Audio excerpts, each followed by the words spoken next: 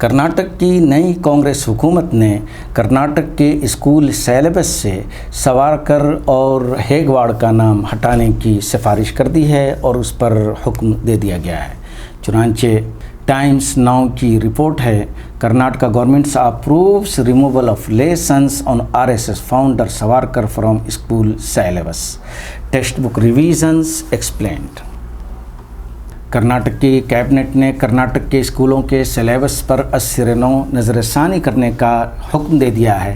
نئی حکومت نے کورس کے چیپٹر سے RSS کے بانی بالی رام ہیگواڑ اور سوارکر کے بارے میں جو چیپٹر موجود تھے ان کو حذف کرنے کا آرڈر دے دیا ہے۔ اب نئے سلیبس پر جواہر لال نہرو اور بھیم راؤ امبیڈکر کے بارے میں اضافہ کیا جائے گا۔ ایک 5 رکنی کمیٹی اس کے بارے میں بنا دی گئی ہے اور نئے کورس پر عمل اسی سال سے شروع ہو جائے گا۔ جب BJP کی حکومت کرناٹک کے اندر تھی تو BJP گورنمنٹ نے RSS کے بانی ہیگواڑ اور سوارکر کے بارے میں تعلیمی نصاب میں اضافہ کر دیا تھا اور اس کے علاوہ بھی بہت سارے قوانین بنائے تھے جو مسلمانوں کے خلاف تھے۔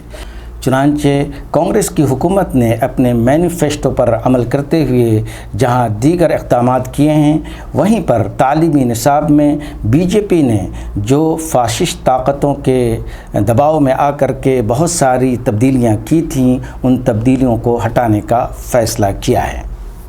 سوال یہ پیدا ہوتا ہے کہ کانگریس کی حکومت جہاں جہاں پر ہے یا سیکولر طاقتوں کی جہاں جہاں پر حکومت ہے، کیا وہ اس طرح کے اقدامات کرنے کی کوشش کریں گے؟